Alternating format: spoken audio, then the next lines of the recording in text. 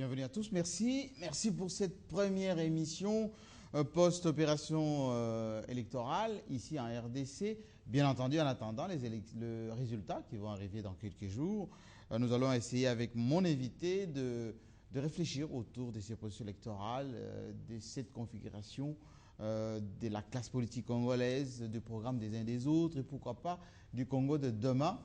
Il s'appelle Germain Kambinga, porte-parole du MLC, Mouvement de libération du Congo, candidat de la députation nationale dans la Lukunga, ici à Kinshasa. Bienvenue. Merci Jean-Marie Kassamba. Alors, Germain Kambinga, bien entendu, à défaut d'être sanctionné par le CSAC, on ne va pas parler des résultats, mais vous venez de vivre une période, on va dire, des campagnes, une période électorale assez réduite. Je pensais que vous trouvez amoindri, plutôt fatigué, mais vous êtes plutôt frais. J'ai quand même perdu 10 kilos entre-temps. Ah, 10 kilos. Quand même. Oui. Non, c'est une expérience exaltante. Vous savez, lorsque nous entrons en politique en 2005, nous faisons 5 ans de communication politique et de réunion d'appareils. C'est la première expérience de terrain, la rencontre avec la population, la défense des idées, in situ. C'était une expérience extraordinaire. Aller dans le vécu quotidien des Congolais et découvrir que ce dont nous parlons chaque jour, toutes ces choses ne sont pas que théorie. Il y a des réalités pratiques et même dramatiques qui sont vécues au quotidien et pour lesquelles il faut trouver des solutions. Nous avions donné de l'amour au peuple congolais par notre contribution au débat politique national et sans évidemment sombrer dans les travers que le CSAC pourrait dénoncer, nous pensons que le peuple congolais nous a rendu de l'amour. Alors, on va parler un tout petit peu de l'expérience de 2006. Vous avez connu 2006. Absolument, avec la fin d'un +4, vous êtes entré en campagne. Et puis, durant la mandature, le MLC s'est comporté, on va dire, en parti républicain, avec parfois des moments très tendus au Parlement. Comment vous avez abordé, on va dire, cette période électorale? Pourquoi il n'y a pas eu consensus autour, maintenant c'est terminé maintenant, mais autour d'une candidature unique de l'opposition, autour d'une synergie commune de l'opposition? C'était le combat du mouvement de libération du Congo. C'est bien pour ça d'ailleurs que le mot d'ordre, si vous voulez, du sénateur Jean-Pierre Bemba est venu le plus tard possible, parce que nous étions occupés pendant tout ce temps à rapprocher les opinions. L'idée de départ, à partir du moment où nous avions décidé de ne pas présenter un candidat président de la République, c'était de donner une chance à l'opposition de se réunir autour d'une candidature unique et commune. Nous jouons le rôle de médiateur. Jean-Pierre Bemba a rencontré les différents leaders, Kengo Adondo, Etienne Tshisekedi, Vital Kamerhe, et leur a exprimé le point de vue du MLC qui n'a pas varié d'un iota. Une candidature unique, c'est la voie royale pour une victoire certaine de l'opposition. Nous n'y sommes pas arrivés. Et pourtant, nous nous sommes battus pour y arriver. Voilà pourquoi. Enfin, tout le monde dit la même chose. Hein? Boussaniamous dit qu'il s'est battu, Kengo dit qu'il s'est battu, Kamerhe dit qu'il s'est battu. Finalement, qui s'est pas battu finalement? À la seule différence de tous ces acteurs politiques que nous n'avions pas intérêt et notre démarche n'était pas suspecte puisque nous n'avions pas de candidat et que nous étions, jusqu'à ce que les résultats arrivent évidemment, la première force politique de l'opposition, donc le grand frère, si vous voulez. Nous avons fait ce qui était de notre devoir, par fidélité et surtout pour l'amour du peuple congolais. Ça n'a pas été, mais nous sommes restés responsables jusqu'au bout parce que nous avons finalement appelé le peuple congolais à rallier la seule et unique candidature qui pourrait leur paraître comme la plus crédible, celle qui pourrait le mieux à même défendre les intérêts légitimes de la population. Alors par moment on a dit la déclaration de Jean-Pierre Bemba était ambiguë, donc on n'a pas pu comprendre. Il dit voter pour les candidats le mieux. Il n'a pas dit de l'opposition, c'était volontaire. Non, il a dit de l'opposition. Il a ajouté de l'opposition. Absolument, oui. C'était tout à fait clair. En réalité, nous ne pouvions pas nous avancer sur un non à partir du moment où il n'y a aucun accord qui avait été conclu. Il fallait un accord au préalable. Au préalable, c'est évident, nous sommes en politique. Pour qu'il y ait désignation ou mot d'ordre sur une candidature avec un non, il aurait fallu au départ qu'il y ait un accord ou une entente avec une tierce partie. À partir du moment où nous ne sommes pas arrivés à un quelconque accord avec l'UDPS notamment, puisque des rencontres ont eu lieu, il ne nous était pas possible de nous avancer de manière De vous aligner nominativement. Oui. Peut-être dans l'esprit, peut-être dans la pratique, mais nominativement, ce n'était pas possible. Voilà pourquoi Jean-Pierre Bemba n'a donné qu'une orientation. Ce n'était finalement pas un mot d'ordre, mais plutôt une orientation au peuple congolais, en donnant les critères et, si vous voulez, les avantages ou les qualités des différents acteurs en présence. Nous avons dit très simplement que Etienne Tshisekedi a une crédibilité très importante compte tenu de la permanence de sa lutte politique et du rôle majeur qu'il a joué dans la démocratisation de notre pays, une icône de la politique nationale. Nous avons également dit que Vital Kamerhe bénéficiait d'une percée politique sans pareil, un dynamisme et une vision qu'il a présentée pour la République et que nous avons analysée, ce qui lui donnait une crédibilité. Et entre les deux, il était finalement question pour le peuple congolais. Ah oui, il y a Kengo Adondo, merci beaucoup, dont l'expérience... etc., etc. Mais voilà. Ça ne veut pas dire que vous allez noyer le poisson quand même avec tout ça. Non, absolument pas. Vous savez, le MLC a toujours été, depuis 2006 en tout cas, partisan de la République réelle. La République réelle, c'est une République dans laquelle nous avons des droits, mais nous avons surtout des devoirs. Le MLC est bien placé pour parler de la violence. Le MLC est bien placé pour parler de la radicalité. Le MLC est bien placé pour parler de l'extrémisme, puisque nous avons été un mouvement politico-militaire. Nous avons toujours... Alors, parlons de ces trois concepts, justement, oui. Parce que depuis le week-end dernier, il s'est passé à Kinshasa, et puis aussi à l'intérieur du pays, des pratiques de violence, des confrontations, etc., qui ont causé même des morts. Est-ce qu'il faut en arriver là pour une république qui se veut démocratique? Est-ce que la démocratie est synonyme de violence? Écoutez, pour répondre à cette question, il faut repartir à l'origine du problème. Pour qu'il y ait des élections crédibles, transparentes et apaisées, il faut un certain nombre d'ingrédients. Le premier des ingrédients, c'est l'organisation. Nous avions un risque à courir. Pourquoi un risque? Parce qu'autrement, nous aurions coupé le fil très mince de logique que nous avons établi depuis 2006, ça veut dire la respiration normale de notre démocratie avec des élections qui arrivent à temps. Avec un cycle qui est respecté. Un cycle respecté, comme vous le dites. Donc voilà pourquoi il y avait un risque. C'était celui, très rapidement, malgré la jeunesse de la Commission électorale nationale indépendante, d'organiser ces élections. Elle a moins d'une année, la Commission électorale indépendante. D'où les imperfections au niveau de l'organisation, d'où certaines limites qui peuvent même être critiquées. On les comprend. Mais il faut toujours mettre en balance. Alors, moi, ma question, c'est de savoir si vous cautionnez ou pas. Allons à l'origine du problème pour rester le plus rationnel et logique possible. À partir du moment, finalement, où intrinsèquement la Commission électorale indépendante portait les germes de ses propres faiblesses d'aujourd'hui, il était certain, et ça c'est de la rationalité, de la logique, que ces élections seraient à l'image de la Commission électorale indépendante. C'est-à-dire avec des imperfections. Des imperfections. Oui. Nous sommes partie prenante. Nous, opposition, nous l'avions accepté comme tel. Aujourd'hui, le vice-président MLC. Nous devons en assumer les conséquences. Assumer les conséquences, ça ne veut pas dire cautionner. Assumer les conséquences, ça veut dire nous avons le droit de dénoncer, mais nous ne devons pas nous... brûler la maison avec les enfants. Nous ne devons pas nous déresponsabiliser. C'est-à-dire? Ça veut dire, à partir du moment où nous avions accepté ce processus, nous nous sommes tous portés candidats à la CNI, chacun qui au niveau présidentiel, qui au niveau de la députation nationale, tout en sachant que la CNI portait les germes d'une faiblesse organisationnelle qui porterait atteinte peut-être de manière substantielle à la crédibilité du processus. Ça veut dire qu'en ce moment précis, les acteurs politiques de l'opposition et de la majorité, s'il y a des défauts, doivent dans un premier temps tous dire « mea culpa », nous sommes tous coupables. Ça, c'est sur le plan de l'organisation.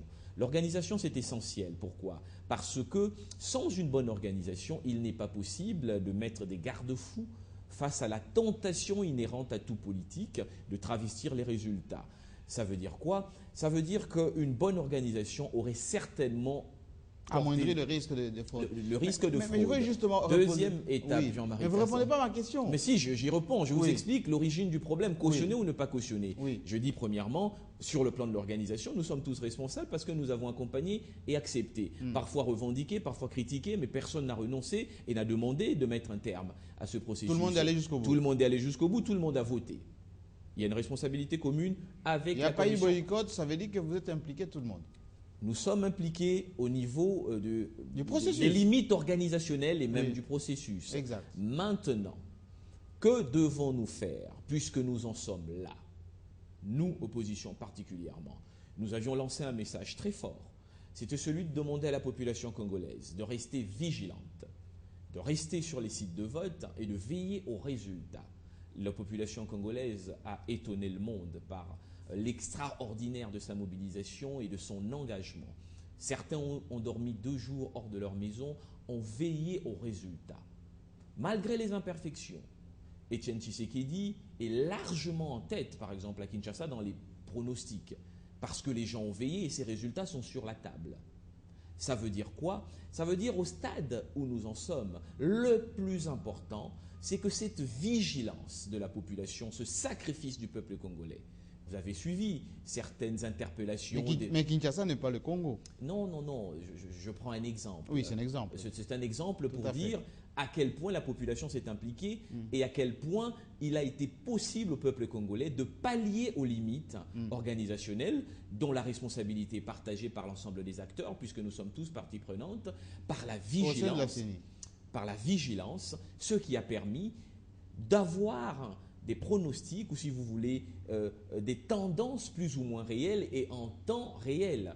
Tout le monde a dormi dans un bureau de vote, tout le monde a assisté à la rédaction des procès-verbaux, premier temps de cette vigilance. Le deuxième temps de cette vigilance, il est lequel? C'est le passage des procès-verbaux des bureaux de vote aux différents centres de compilation. Les lois autorisent les différents partis politiques à avoir des mandataires.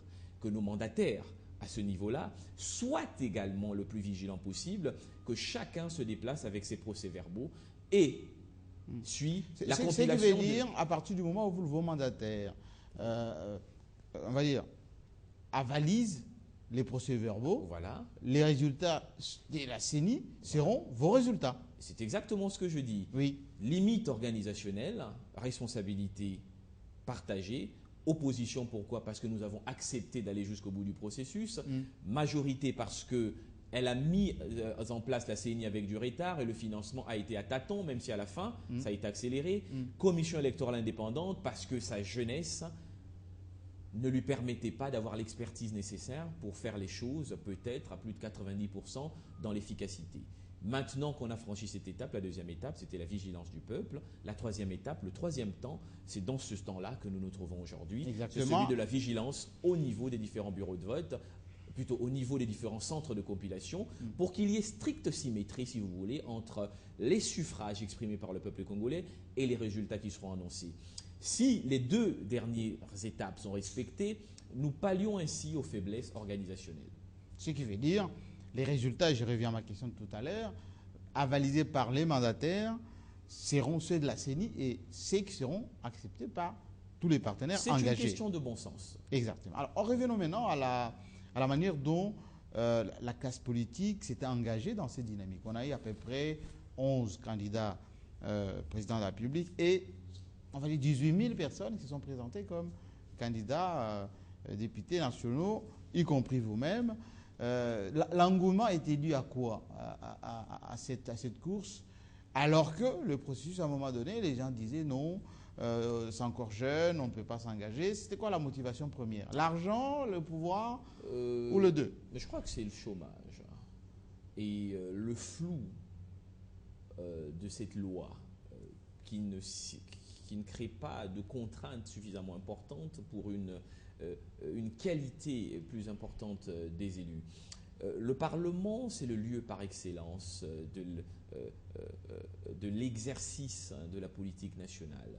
C'est au Parlement que se font les lois qui conditionnent le fonctionnement de la République. C'est au Parlement que sont dirigés les différents débats budgétaires qui conditionnent le fonctionnement de l'État. C'est le Parlement qui donne finalement l'orientation sur les priorités.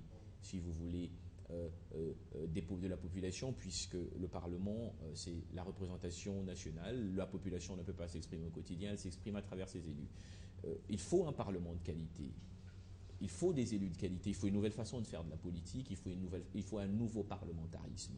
Il y en a eu trop de candidatures parce que nous étions encore dans le prisme des erreurs de 2006 où la politique était vue comme une espèce de fourre-tout dans lequel tous ceux qui ont échoué ou n'ont pas réussi ailleurs pouvaient venir se jeter, comptant au petit bonheur la chance sur le hasard pour se retrouver, puisque ça a marché pour certains, puis pourquoi ça ne marcherait pas pour nous?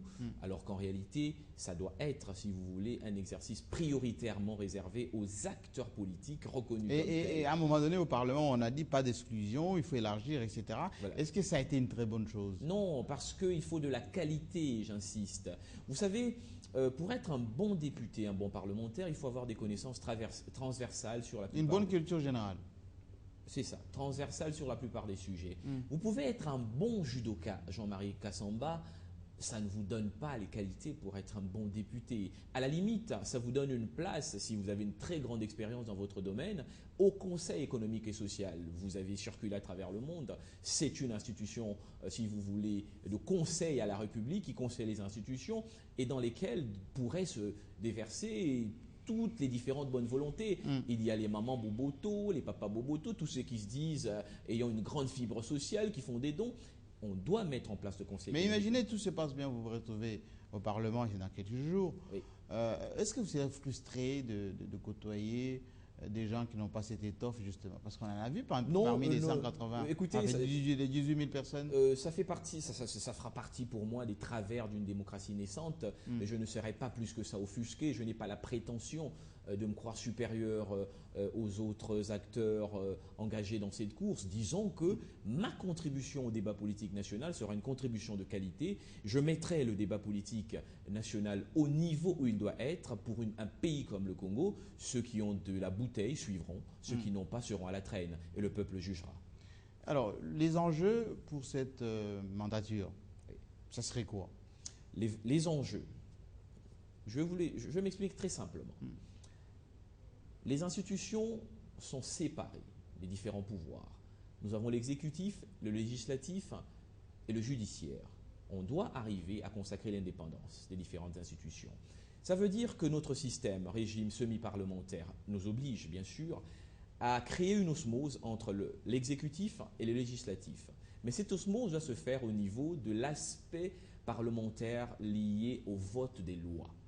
Prioritairement. Uniquement le vote des lois. Oui, uniquement les votes des lois. La majorité doit être en osmose permanente avec son exécutif sur le vote des lois et être intransigeante sur le contrôle parlementaire. Sinon, nous sombrons dans des relations incestueuses qui ont coûté cher à de nombreux élus de la majorité qui aujourd'hui sont à la traîne par rapport aux premières tendances.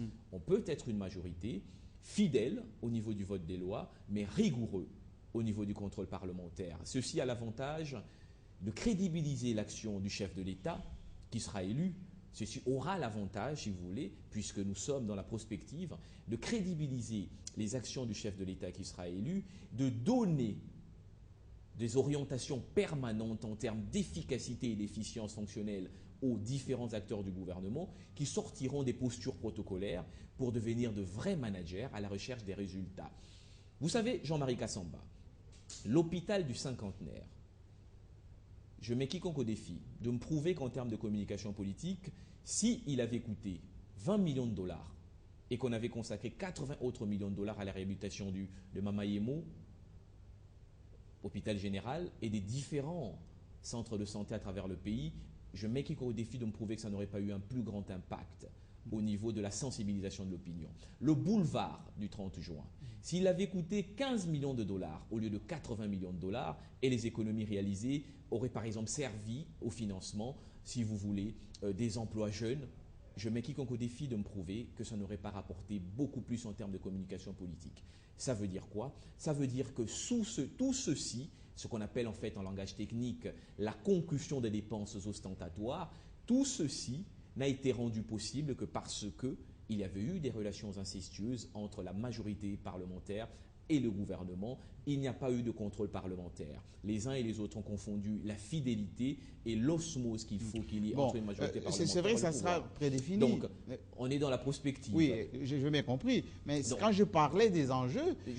C'est ce parlementarisme nouveau. Tout à fait. Premier enjeu. Oui. J'explicitais. Oui. C'est ça le parlementarisme nouveau que nous appelons le parlementarisme de qualité.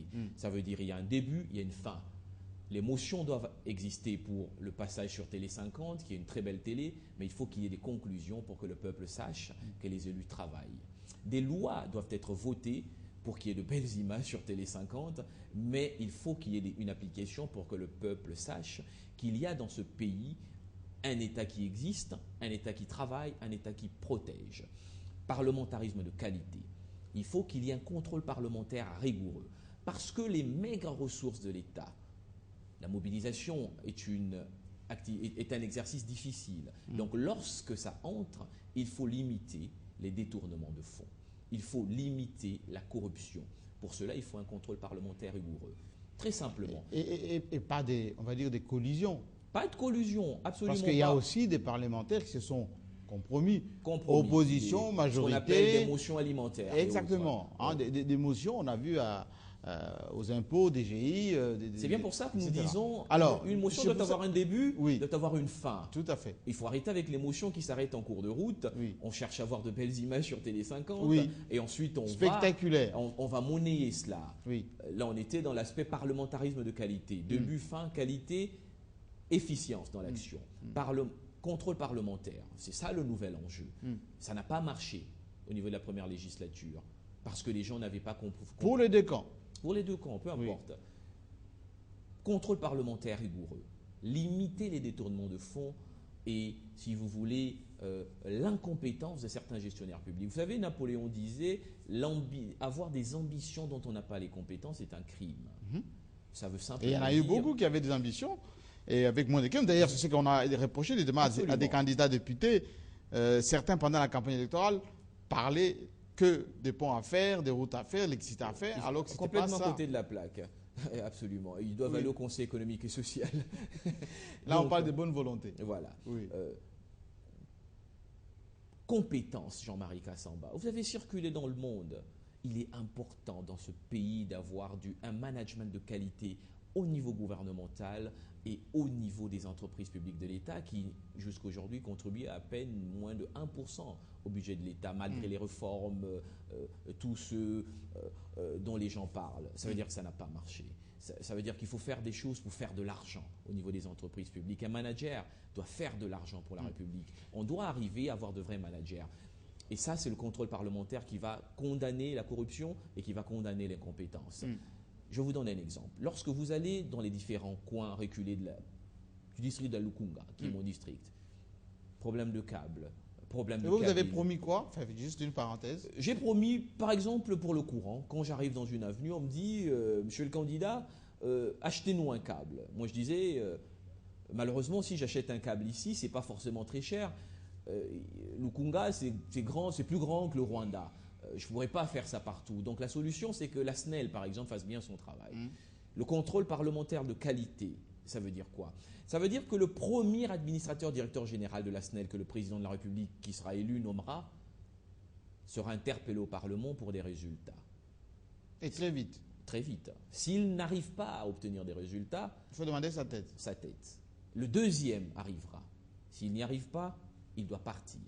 Le troisième, je suis sûr qu'il fera mieux son travail pour que Inga 1, Inga 2, Inga 3 se termine, l'acheminement du courant se fasse, que Zongo se termine, que se termine, qu'on exporte une grande quantité de notre courant pour capter la croissance des autres pays, mais qu'on ait un niveau de production nationale suffisamment important pour un achalandage. Et éviter souvent des députés qui font les couloirs. Absolument. Donc, lorsqu'on arrivera à ce niveau de la sanction de la corruption, de la sanction de l'incompétence, on aura des mandataires publics au sens large du terme, ça veut dire ministres, ça veut dire administrateurs d'entreprise, qui seront plus sveltes. Ça veut dire on ne prendra pas 20 kilos parce qu'on a été nommé il y a 2 mois, parce qu'on sera sous stress, on sera à la recherche des résultats, parce qu'on saura qu'on a un Parlement au nom du peuple qui nous surveille, parce qu'on saura qu'on a un chef de l'État qui nous tapera dessus parce que lui-même sera tapé sur la tête par le peuple congolais, par ses revendications. Contrôle parlementaire de qualité. Ensuite, il faut des lois d'orientation nouvelles sur les priorités républicaines. Moi, je pense, par exemple, en termes d'enjeux, que le grand enjeu des 5 prochaines années sera fondamentalement social. Première proposition que je ferai, si évidemment, vous êtes élu, bien sûr. Si évidemment tout se passait bien, ce serait de prendre 20% du budget de l'État chaque année, consacré à la résolution de la problématique de la jeunesse, en termes de création d'emplois, en termes de réinsertion sociale, en termes de formation continue, en termes d'intégration économique. Du premier emploi. 20% du budget de l'État, la jeunesse congolaise, Jean-Marie Kassamba, c'est 70% de la population nationale, et à l'intérieur, 96%, ou plutôt 97%, sont au chômage. Ce n'est pas normal. C'est de la réserve de la main-d'œuvre, c'est de la réserve de savoir. Donc 20% du budget. Budget de l'État, c'est essentiel. Deuxième proposition. Et on doit faire un caucus au niveau de l'Assemblée nationale avec les jeunes élus et peut-être les plus anciens qui ont comme nous le souci de voir le Congo se relever. On ne peut pas faire fonctionner un État avec 3% de la population active au travail. Tout ce qui se passe au Congo, les salaires, ainsi de suite, c'est la mobilisation de 3% de la population. On doit renverser cette tendance. 96% des gens attendent. On doit renverser ces tendances. Oui. Donc, cette question de la priorisation de la réinsertion économique, sociale de la jeunesse est essentielle. C'est un enjeu majeur qui va résoudre des problèmes sociaux. On parle de la faim, on parle de la précarité, mais dès lors que ces 70% de jeunes Congolais ont une perspective claire, ils créent leurs entreprises, ils créent donc des emplois, ils se marient, ils consomment, ils s'installent. C'est une nation qui se relève, qui se rassemble. Mais pour ça, il faut des investisseurs. Mais pour ça, il faut... C'est pas l'État qui crée des emplois. Non, l'État crée des emplois par des incitants. Oui, quand je dis 20% du budget de l'État, on est dans un schéma d'école. Le budget actuel est approximativement de 6 milliards. On réduit un peu le budget de la présidence, on réduit un peu le budget des différents ministères et de la primature. On crée un fonds souverain pour cette problématique qui peut représenter 20%. On prend une partie pour financer la création d'entreprises. Ça s'est fait. Et en créant de nouveaux impôts? Non, ça c'est ensuite. Mais dans un premier temps, on a déjà les moyens de le faire. Si on a pu construire l'hôpital du Cinquantenaire, si on a pu faire le boulevard du 30 juin, ça veut dire qu'il y a des ressources qui, si elles sont mieux canalisées vers des priorités précises, peuvent faire un travail. Si on arrête les détournements de fonds publics, si on limite les enrichissements illicites, on peut trouver des ressources pour aider à la création d'à peu près 10 000 nouvelles petites et moyennes entreprises dirigées par des jeunes Congolais. Des jeunes qui terminent les universités, se mettent à 2 ou 3, ils pondent un projet, ils sont financés et suivis. Après 3 ans, c'est des entreprises qui prennent du rythme, qui commencent à payer des impôts, ils commencent à rembourser ce prêt de l'État. Vous faites cette chaîne pendant 5 ans, c'est une nouvelle dynamique économique extraordinaire qui est mise en place. Prenez l'exemple de la Tunisie, ça a été rendu possible. Prenez l'exemple de l'Égypte, ça a été rendu possible. Vous allez me dire, après, il y a eu des révolutions, mais à l'origine, la Tunisie était un miracle économique. Bien entendu, jusqu'à aujourd'hui d'ailleurs, même si l'économie est en train d'être perturbée. Donc, je crois qu'une des priorités pour le prochain Parlement, le prochain gouvernement, le prochain chef de l'État, ce sera cela. Il faut s'occuper de cette problématique de la jeunesse. Ce sont eux qui sont aujourd'hui est-ce qu'il nous reste 3 minutes qui sont aujourd'hui des Chegués, ainsi de suite. Il faut les réinsérer. Question plus politique. C'est vrai que l'opposition s'est un peu dispersée pendant cette période électorale. Est-ce que, selon les perspectives et les tendances, est-ce qu'il y aurait, on va dire, un rapprochement des points de vue avec la majorité pour une gouvernance plus consensuelle? Je crois que le prochain gouvernement sera un gouvernement fortement consensuel. C'est inévitable. Les premières tendances, en tout cas, nous renseignent qu'il y a une forte percée des acteurs de l'opposition au niveau de la députation nationale, ce qui laisse à penser qu'effectivement, il y aura de nombreux députés issus de l'ancienne opposition qui pourraient demain devenir une majorité gouvernementale à travers des jeux d'alliance. Vous savez, il n'est pas possible un parti politique d'avoir la majorité. En RDC, nous sommes en permanence dans ce qu'on appelle techniquement des régimes d'assemblée. Ça veut dire c'est des compositions internes. Donc il y a fort à parier effectivement que le Premier ministre, en tout cas, c'est presque une certitude pour moi, sera issu de l'ancienne opposition. Maintenant, à l'intérieur, est-ce que l'ancienne majorité sera intégrée, ainsi de suite, wait and see. Mais j'ai la conviction que nous nous dirigeons vers ce schéma. Ce qui veut dire de manière théorique que nous allons nous retrouver avec si je prends quelques cas d'école, Kabila élu président par exemple, ça veut dire qu'il y a une cohabitation. Ça va être très difficile à éviter de toute façon. Tshisekedi élu président, ça veut dire qu'il y a une majorité, une nouvelle et anciennement opposition. Donc c'est les deux schémas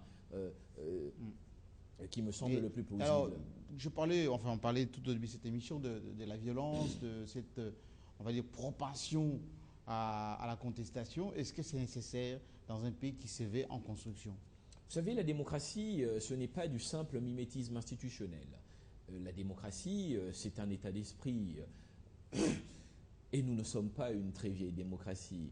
Donc il faut bien comprendre qu'il y a de très grandes ouvertures à l'extrémisme et à la facilité d'interprétation, à l'exagération, à l'emballement, à la passion.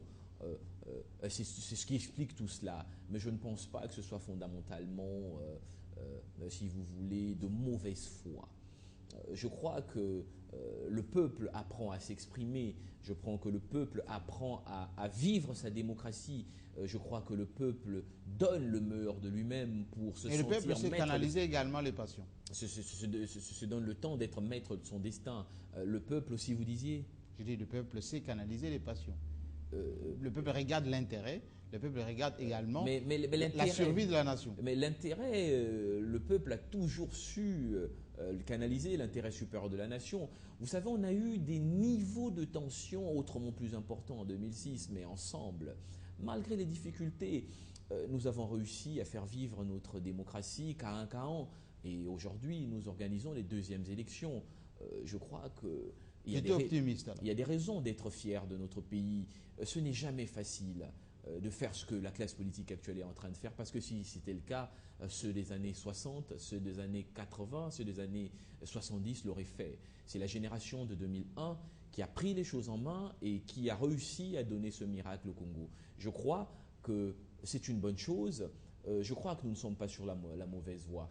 Nous allons continuer à nous affronter rudement avec des idées, des contradictions parfois antagonistes alors à un niveau extrême, mais toujours laisser la démocratie s'exprimer, toujours donner une chance au Congo d'avoir un lendemain meilleur. Qu'on ait des élections en 2016, je crois que c'est le prochain objectif. Donc j'ai la conviction qu'il ne faut pas obérer tout cela. J'ai expliqué les 3 temps. Le premier temps, c'est un temps de responsabilité partagée vis-à-vis des imperfections, parce que le pouvoir a failli en termes de financement, en termes de préparation, parce que la commission électorale était jeune, parce que l'opposition a également accepté ce processus en s'enrôlant, en se présentant comme candidat. Et en votant. Et en votant. On termine par là. Deuxième temps, la vigilance du peuple nous permet d'équilibrer les choses. Troisième temps, nos mandataires doivent faire leur travail. D'où accepter naturellement les résultats de la CENI, parce que c'est elle qui a la légitimité de le faire. Entre merci, nous on va attendre très patiemment, on va dire, les résultats dans quelques jours, et on va continuer dans cet élan de partage des réflexions prospectives avec les acteurs politiques de la place. Dans quelques instants, les informations, on se retrouve un peu plus tard avec le même plaisir.